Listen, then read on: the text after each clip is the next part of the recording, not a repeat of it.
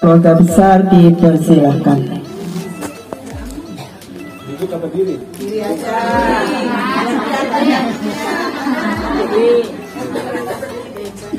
Ya, yang saya hormati kembaran saya, Ibu Nur. Jangan berantem ya. Dan juga Teh Arin. Yang saya hormati ibu-ibu semua, wabil khusus tuan rumah Ibu Siti, dan juga orang tua saya, mertua saya, abang-abang saya, semuanya. Dan juga ibu-ibu semua yang ada di sini, yang tak mungkin saya sebutin satu-satu karena emang orang kenal.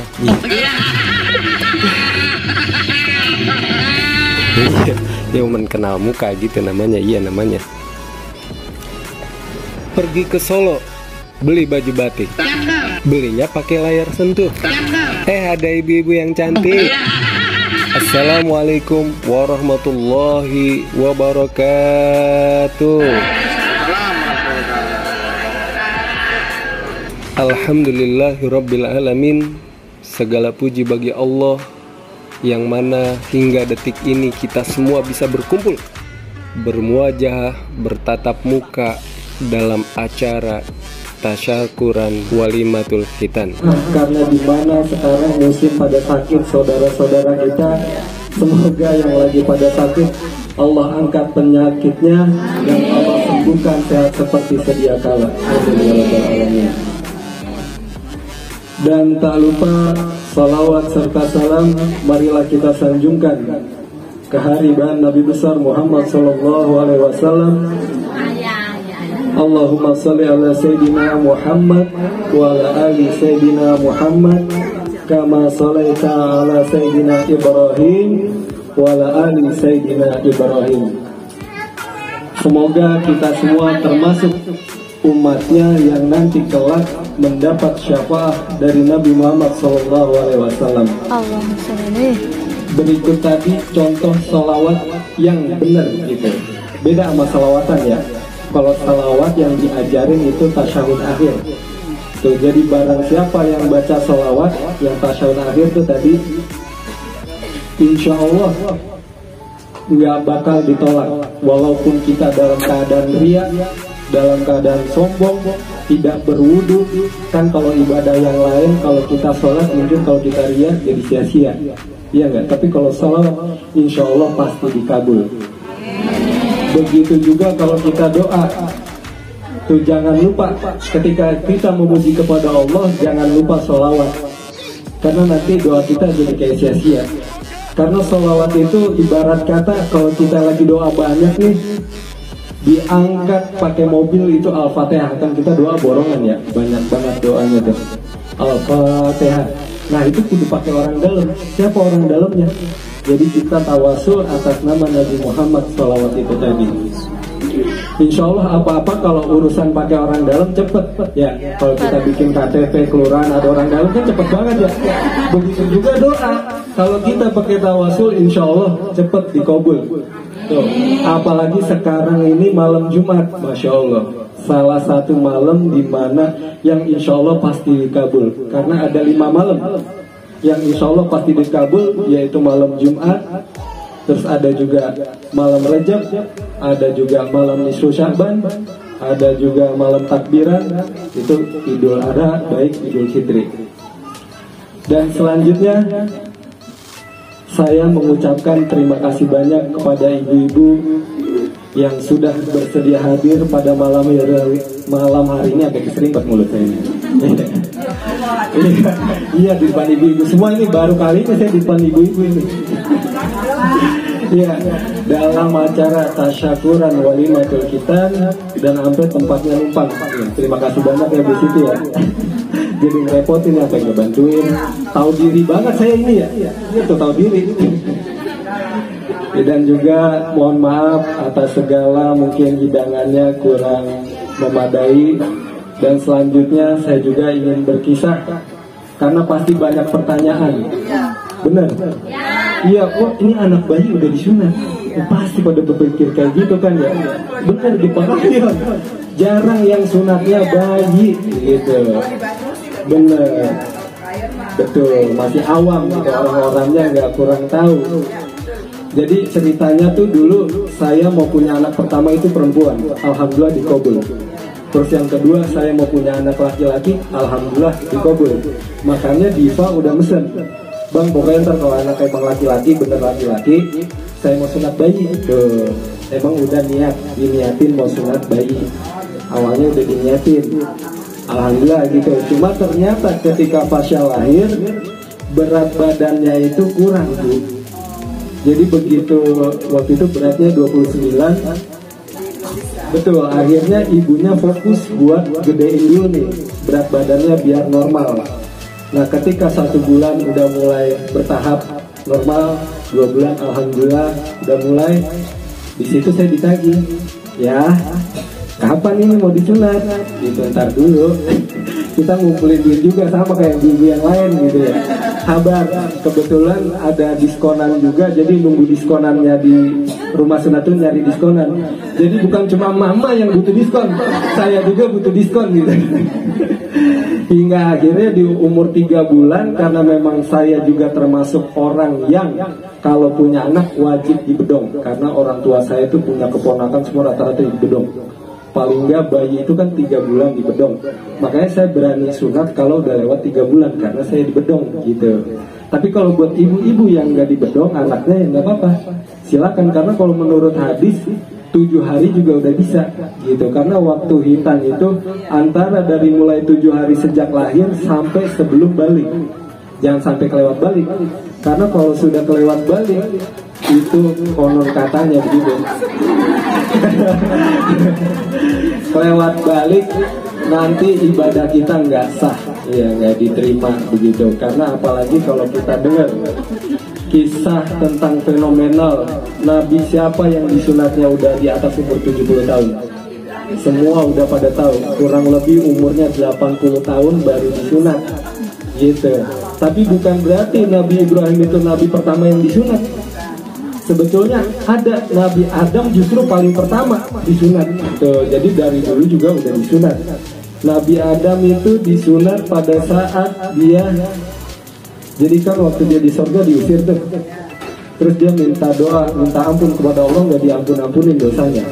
Terus dia nazar kepada Allah, kalau kata bahasa kita begini ya, ya Allah ya Rob, andai kata umpama misalnya tobat saya diterima, nih saya potong bagian dari tubuh saya. Tuh nazarnya begitu Nabi Adam. Hingga dia akhirnya tawasul tuh bahwa Nabi Muhammad ingat, karena doanya ini gak pernah diterima oleh Allah. Mohon ampun bertahun-tahun gak diterima. Apa yang kurang ya? Kira-kira pakai apa nih biar cepet? Nah itu tadi pakai orang dalam. Nah pada saat Nabi Adam ditiupkan ruh, dia sadar di tiang arash itu ada tulisan La ilaha illallah Muhammad Rasulullah. Jadi dia bingung, ini siapa Muhammad? Iya, belum ada orangnya. Tapi ini kayaknya ini orang istimewa. Kok namanya udah bersanding gitu. Akhirnya Nabi Adam tawasul pakai nama Nabi Muhammad. Akhirnya diterima tuh, diampunin dosanya. Tapi ternyata dia lupa nazarnya yang dulu gitu. Hingga akhirnya dia didatengin malaikat. Ente dulu janji apa gitu. Dia shock didatengin malaikat. Waduh, apa ya gitu kira-kira. Ente dulu pernah bilang kalau tobat ente diterima, ente katanya mau motong tuh. Apa yang dipotong? Ditagih nih sama malaikat. Terus Nabi Adam shock, dia bingung. Apa yang mau dipotong ya? Kalau jarinya dipotong jadi jelek, apalagi jempol. Wah ini paling disukai nama bini kan ya. Kalau jempol, coba kalau nggak ada yang ibu-ibu kira-kira lemes nggak ini? Lah iya, udah dandan 3 jam, coba kalau Sami udah bilang cantik banget, seneng gak itu? Udah dandan 3 jam, dijempolin kan bahagia rasanya hati. Ini udah dandan 3 jam, ya elah cuma begini doang, oh langsung sedih gitu. Kalau ada ini kan cakep ya. Ya akhirnya dia bingung nih, apa yang mau dipotong? Kata malaikat, daripada bingung-bingung tuh potong tuh burung gitu katanya. Akhirnya Nabi Adam dipotong burungnya. Begitu cerita tentang Nabi Adam alaihissalam. Kalau Nabi Ibrahim dipotong gara-gara dia lagi beribadah, terus ditegur malaikat suruh bersuci. Nabi Ibrahim bingung, perasaan saya udah bersuci, kurang suci apa lagi gitu. Itu masih ada najis di tubuh ente, itu potong tuh burung. Akhirnya Nabi Ibrahim dihitan kurang lebih umur 80 tahun. Nah terus mengapa ada dua versi tadi dari 7 hari? Jadi di kalangan ulama memotong anak itu baik laki dan perempuan dari 7 hari menjelang mau balik. Karena Nabi Ibrahim itu punya anak. Dari istri pertama beliau nggak punya anak, Siti Sarah dia nggak punya anak. Kedua Siti Hajar. Nah pas di Siti Hajar inilah beliau punya anak Nabi Ismail. Ya Nabi Ismail disunat menjelang mau balik. Nah barulah setelah Nabi Ismail umur 14 tahun, Siti Sarah bini pertama lahir Ishak, nih adanya dari bini pertama.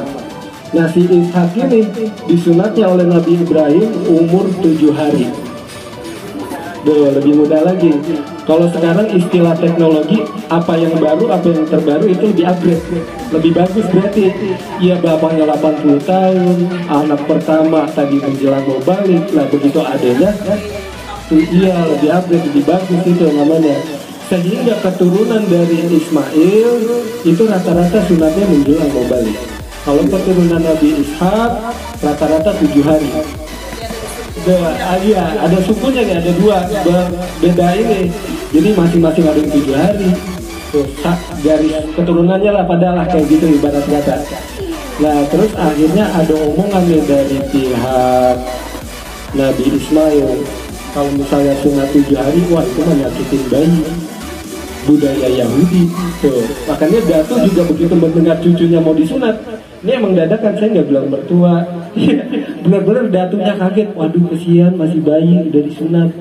Sampai mbahnya juga kepikiran, gak enak tidur. Tuh, kepikiran, Diva udah bilang sama abang ini bayi mau disunat. Udah bu, gitu.